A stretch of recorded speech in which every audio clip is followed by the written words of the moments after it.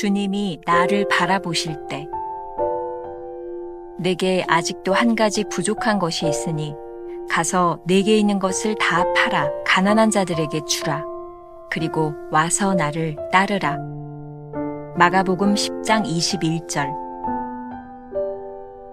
이 젊은 부자 관원은 완전하고 싶은 열정에 사로잡혀 있었습니다. 그가 예수 그리스도를 보았을 때 그는 주님처럼 되기를 원했습니다. 주님은 제자를 부르실 때 그 사람의 개인적인 거룩을 앞세우지 않으십니다. 주님은 그 사람이 자기 권리를 다 포기하고 다른 어떤 관계보다 예수님과의 관계를 앞세워 주님과 하나 되려고 하는가를 보십니다. 누가복음 14장 26절은 구원 및 성화와는 관계가 없고 단지 예수 그리스도와 무조건적으로 일치되려 하는가를 다룹니다. 무릇 내게 오는 자가 자기 부모와 처자와 형제와 자매와 더욱이 자기 목숨까지 미워하지 아니하면 능히 내 제자가 되지 못하고 예수님께 완전히 자신을 포기하는 떠남을 아는 자는 거의 드뭅니다. 예수께서 그를 보시고 사랑하사 그에게 보내시는 주님의 시선은 그가 어떤 사람이나 사물에 뗄 수 없는 애착을 가지고 있다면 아프더라도 그 관계를 끊어야 한다는 것을 의미합니다. 주님께서 이런 시선으로 당신을 보신 적이 있습니까? 예수님의 시선은 당신을 변화시키고 당신의 시선을 바꿉니다. 하나님과의 관계가 허술한 곳에서 주님은 당신에게 시선을 보내십니다. 만일 아직도 당신의 마음이 강팍하고 그 속에 앙심이 있다면, 당신보다는 상대가 더 잘못했다고 확신하며 자기 주장만 하고 있다면, 이는 당신의 본성이 아직 주님의 시선에 의해 변화되지 않았음을 말해줍니다. 네게 아직도 한 가지 부족한 것이 있으니, 예수님의 관점에서 오직 선한 것은 주님과의 연합이요 그 외에 아무것도 없습니다. 내게 있는 것을 다 팔아. 아무 소유도 없이 오직 의식만 남아있는 사람이 될 때까지 모든 것을 줄여야 합니다. 근본적으로 모든 종류의 소유를 다 버려야 합니다.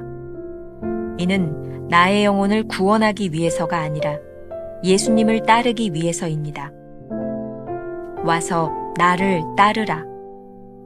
그 길은 주님이 가신 길입니다.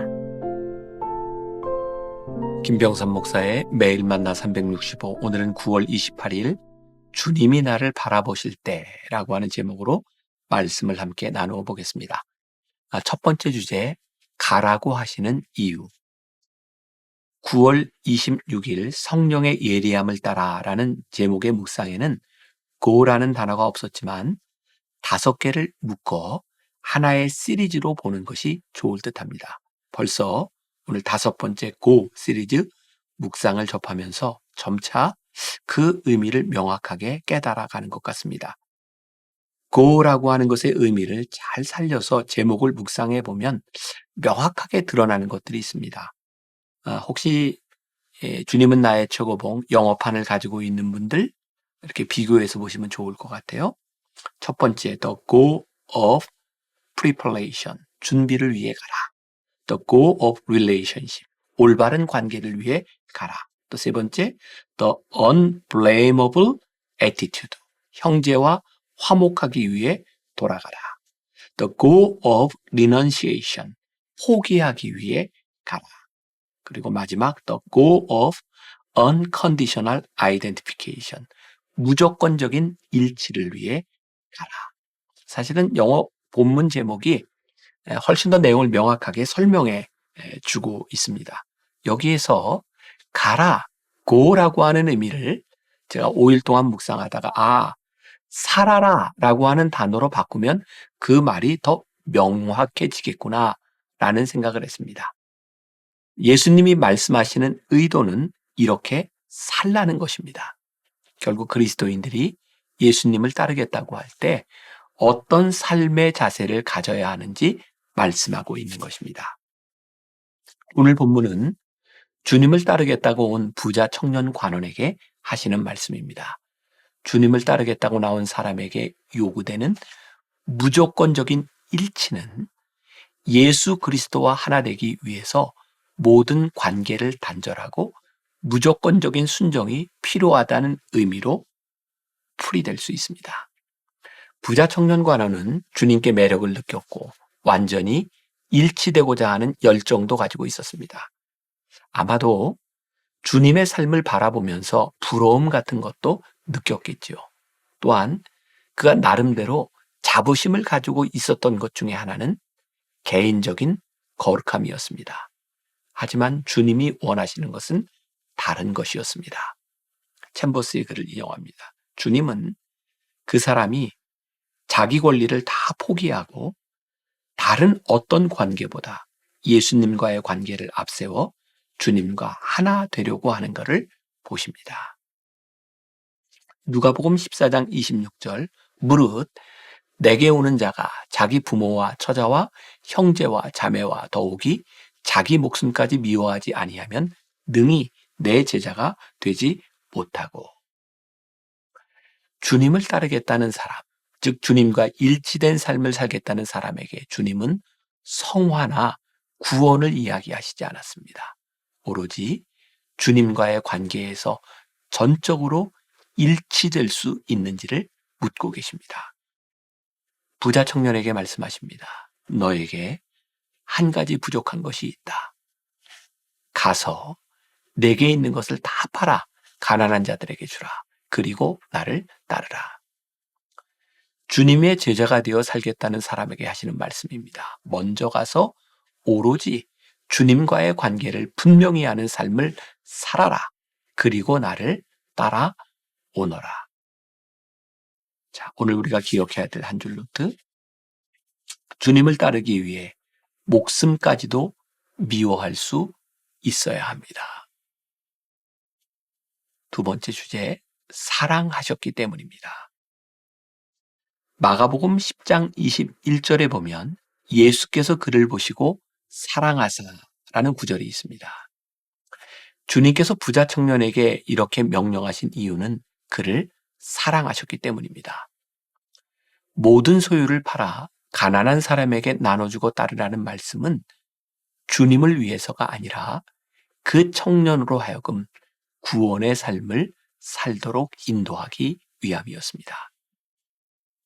여기서 주님을 따르는 것이 곧 구원받은 삶을 사는 것이라는 사실을 주목해야 합니다.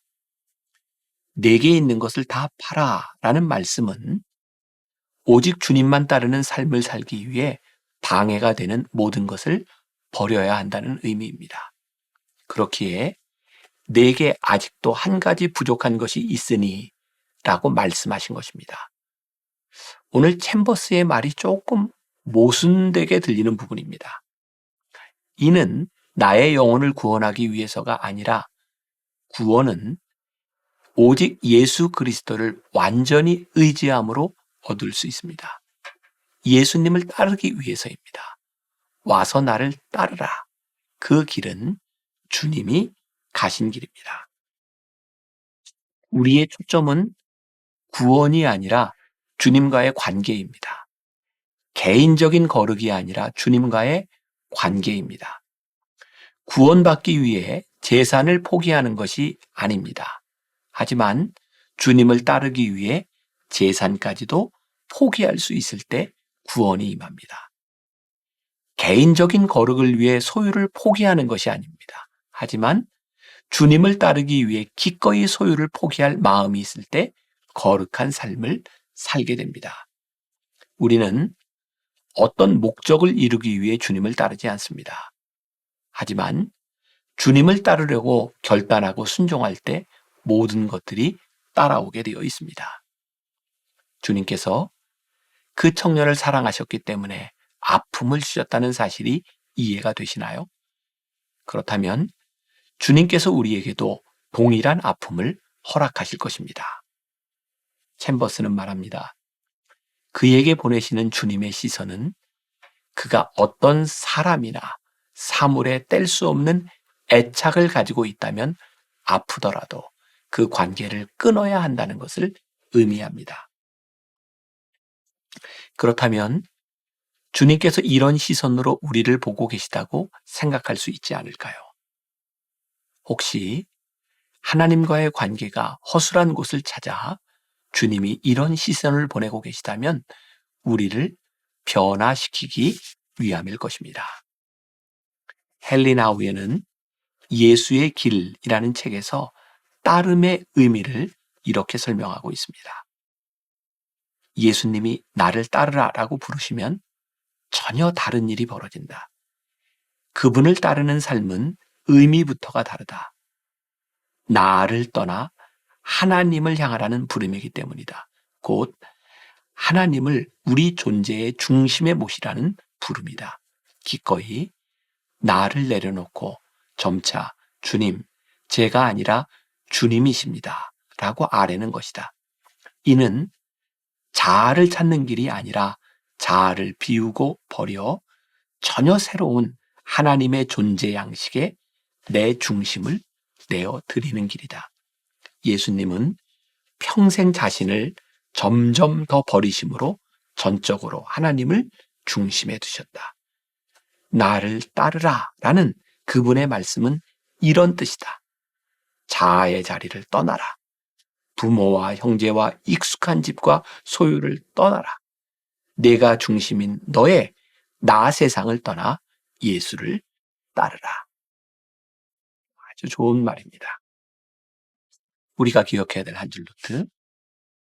어떤 목적을 이루기 위해 주님을 따르는 것이 아닙니다. 주님을 따를 때 우리를 향한 주님의 계획이 이루어집니다. 오늘 하루 이런 질문을 가지고 살아봅시다. 주님을 따르기 위해 포기해야 할 목록을 적어봅시다. 하나하나 포기하는 순간에 주님이 나를 사랑하신다고 고백할 수 있습니까? 기도하겠습니다. 오늘 부자 청년 관원을 대하시는 주님의 모습을 바라보며 너무하다는 생각이 들 때가 있었습니다. 성경은 분명히 우리들에게 증언합니다. 예수님께서 그 청년을 사랑하사.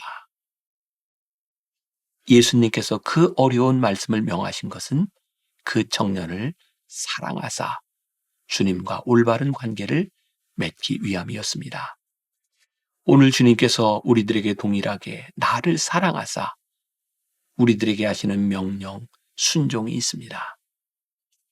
우리는 어떤 목적을 이루기 위해 예수님을 믿는 것이 아니라 주님을 따르는 삶을 살아갈 때 주님께서 우리를 통해 하나님의 계획과 목적을 행하실 수 있음을 믿습니다. 오늘 하루 하나님 앞에서 진지하게 우리들이 내려놓아야 될 것, 포기해야 될 것, 주님의 계획을 이룬다고 하는 것이 어떤 의미인지를 생각하며 고백하며 행동할 수 있는 주의 백성들이 되게 하여 주옵소서. 예수님의 이름으로 기도했습니다. 아멘.